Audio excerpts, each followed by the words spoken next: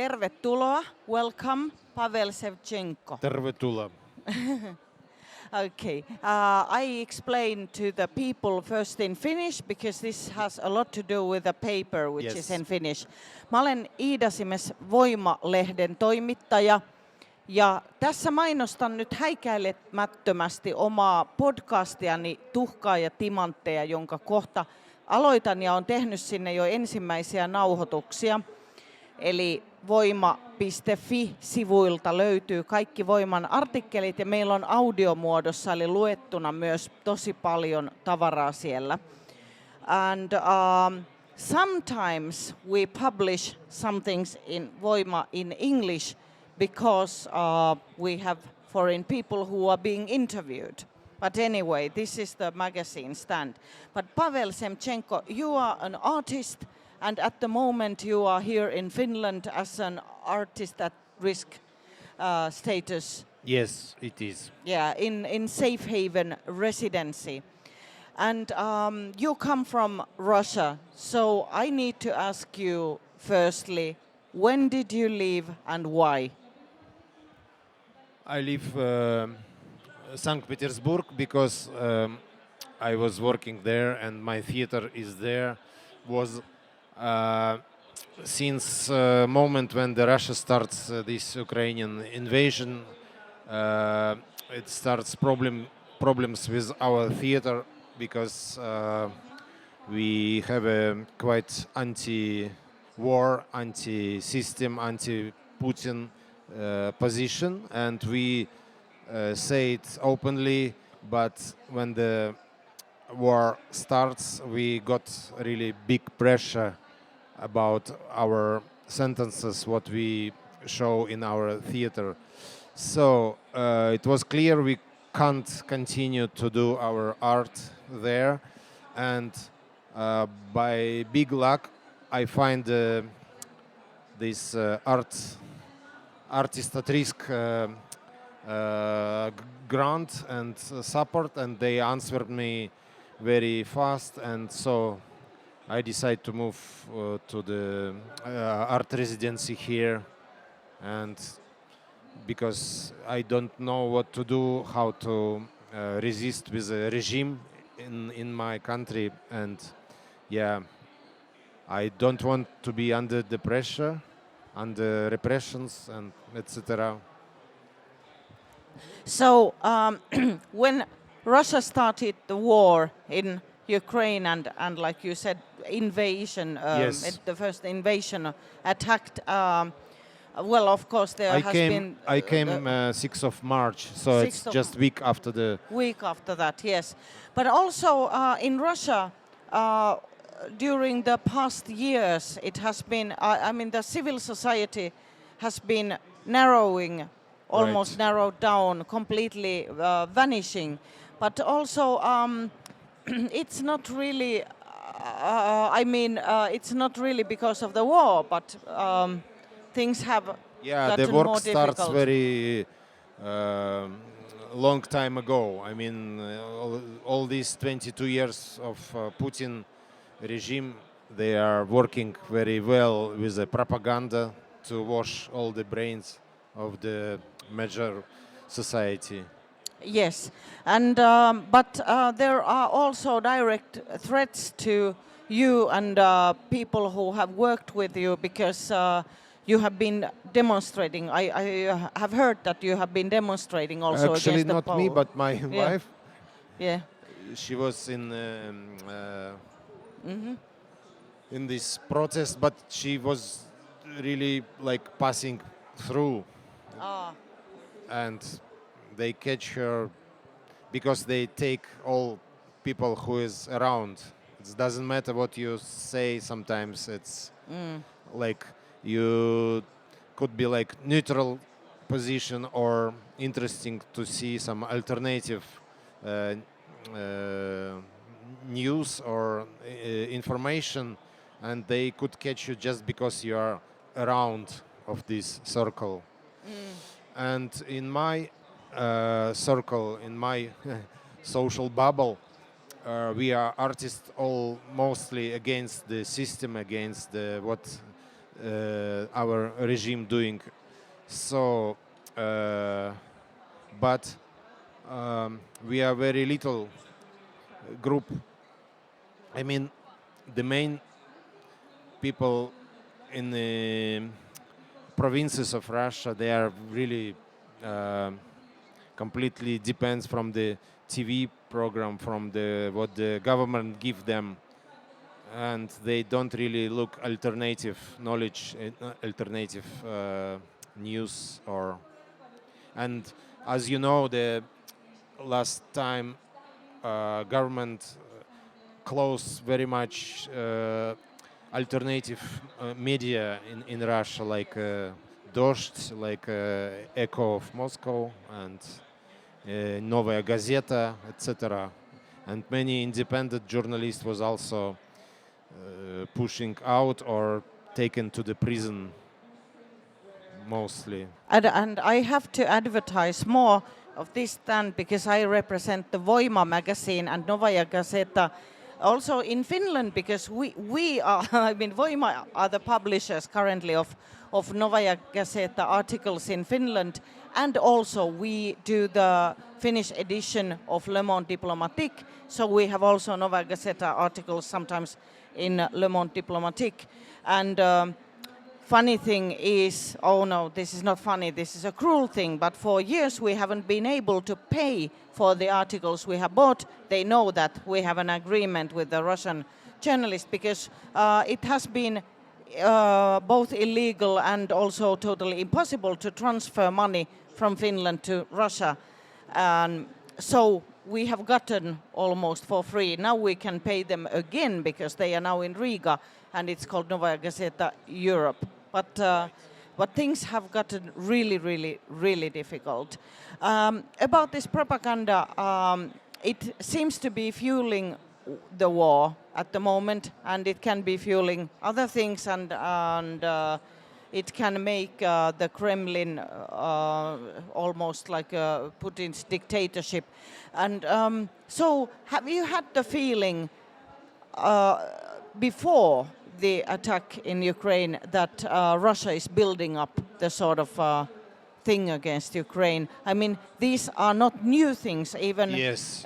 before the Great Famine, the communists said in 1920s that there's no such thing as Ukrainians, and Ukrainian nation does not exist and language does not exist. That's an old thing, but Putin has been using that. Absolutely, yes. Again. And it starts not in the Soviet time, it starts before the revolution, when the Alexander II, I guess, was changing the territory with Poland, with Lithuanian. Well, it's this area. Has a very deep, very long history with influences what goes from Lithuania, Poland, Russia, Germany. So it's always like a payment for this small country to be in a game of big empires. So the last empire, it was the Soviet Union. So this is the like agony of this death of this empire. I think. But you, Pavel Semchenko, you are a Russian artist and working in Russia, but do you Right. have close connections to Ukraine? Actually, my family name is Ukrainian, and my grandfather was Ukrainian. And yes, it was before the 2014. We touring with our theater. Also, we were playing in Kiev in Gogol Fest in Arsenal, and we invite Dach Theater, Dach Daughters to the St. Petersburg to do some co-production. But it all was before the 2014, before the annexion of the Crimea. Well, after this annexion, we lost many people relatives and people, cultural links, and we can't really easily, like before, like it was before, to have these connections. Yeah, sorry. Yeah. Okay, but now you are here in Finland as an artist at risk resident. But you are, of course, like all the Russians here, you are following the news Right. carefully. You are following the telegram because so many of your friends, actually, there are your friends here in Finland too. But anyway, Yeah. you are in telegram Yeah, and not you get only the Russian news. friends, it's also Also, people from Belarus Belarus and Ukraine, Ukraine of course, as of well course. in this artist at risk. But what I mean is that you get the news Yeah. about the war, and what everybody is wondering here in Finland is that how long can they keep up the lie? I mean, the propaganda. And first there was no war, now there's a war, but Ukraine started it, and so on, so on. It is endless. So I mean, thinking that it must be sort of piling up, that it must become more and more. I mean, this is just a sort of physical truth that it must be getting more and more difficult for Kremlin to do that propaganda. Do you see any end to that situation? For example, younger generations, even if the older people watch RT1 all the time, younger generations do not necessarily do so. What do you think? If you look to the examples of such dictatorships like in North Korea or Iran, who exist in isolation many years, and they isolated, and they keep doing what those propaganda says. Of course, every case is different, and Russia much bigger than Korea or Iran, but and I think all the resisting generation is out now, out of Russia now, and most neutral people, they are just waiting. They just need some kind of impulse or kind of leadership which goes them to the direction of the protest or of the direction of wish to change the system. Like it is now, the system is very powerful because they collect many military and many police forces to protect against any protests. And I don't think it's very easy now to organize such a protest. Only what could happen, it's a big catastrophe with food or with a statement of main majority of population. But as we see, it's a quite big reserve for these things in Russia, and all the sanctions what's going on to cut the huge budget which goes for the war and for the food. Now the government puts much more money for the militarism, and probably the conditions of the life will be fall down in Russia. So in this case, the main simple people will understand what is.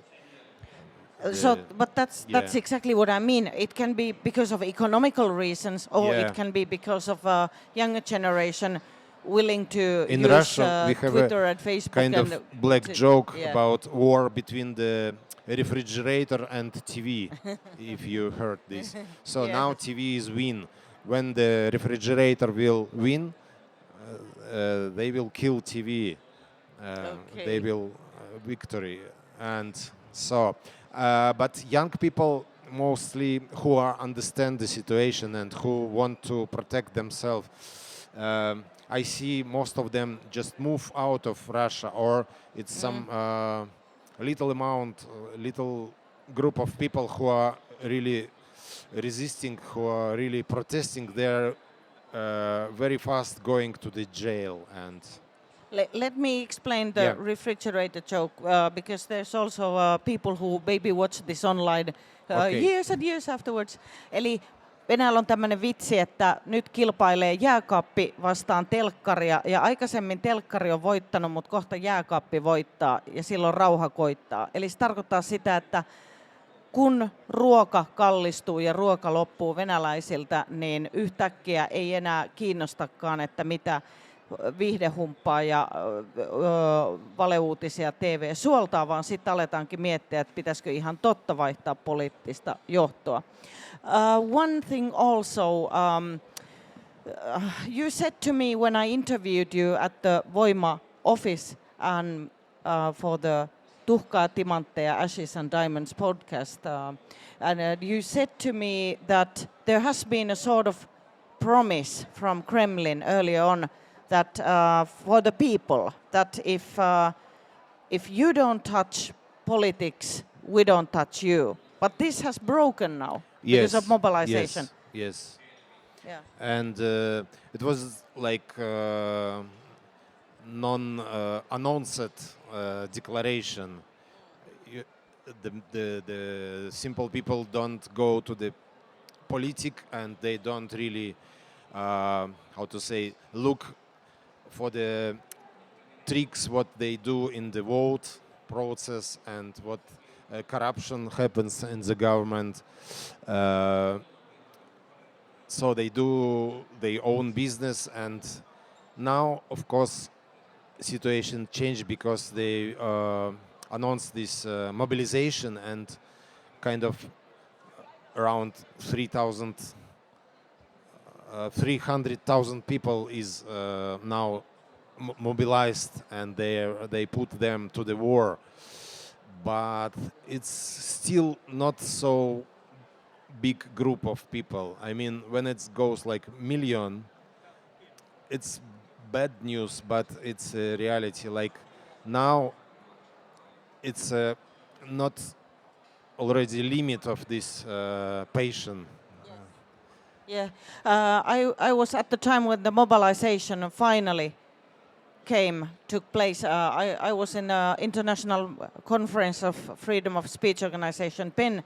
It was held in Sweden, Uppsala. And I was just sitting with my Ukrainian colleagues when we heard that the mobilization has begun. And next day there was already a joke among the Ukrainians that when Kremlin said 300,000 people are going to be mobilized, 300 people immediately left Russia. So if Kremlin had said 10 million must be mobilized, 10 million would have left immediately.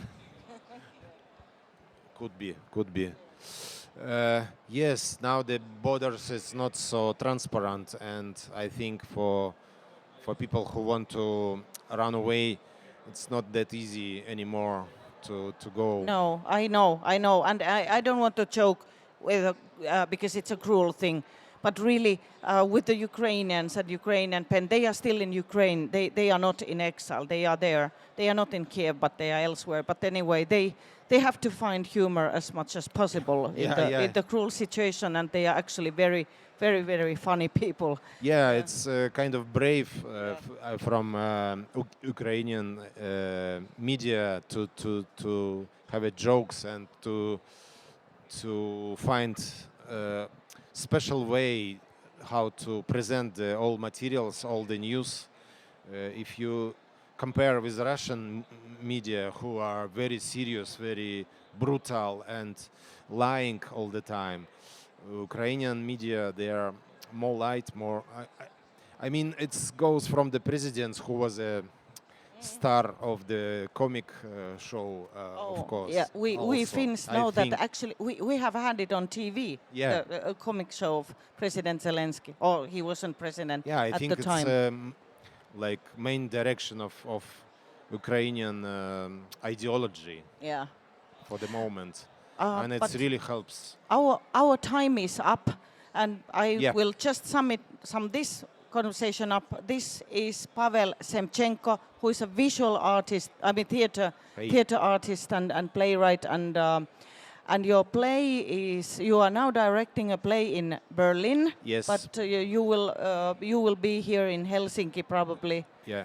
For a longer period of time. Actually, still. in March, I gonna do performance in a frame of pop-up Helsinki festival in Svenska Theater with a Finnish actress Linia, and it's kind of co-production. That's really great news. Yeah. And Pavel Semchenko is here because this stand is the stand of independent newspapers and magazines, and I'm representing Voima magazine. I'm Iida Simes, and he will be in my podcast, so you can listen to that audio tape in 2 weeks or something like that. And I have to advertise Anis Kronidova is artist also here, and the artist at risk status, and she will be interviewed by me, and there will be also author Kira Chamus, who is one of the aides of Alexei Navalny. Kira Chamus is going to be at the book fair tomorrow at 5. This is something which is added to the program, so you don't find it in the paper. But Kira Chamus and Anis Kronidova and me at 5 o'clock in Kallio stage. It's behind Kultti tomorrow on Sunday. Thank you so much. Thank you, Iida. Thank you so much. Thank you.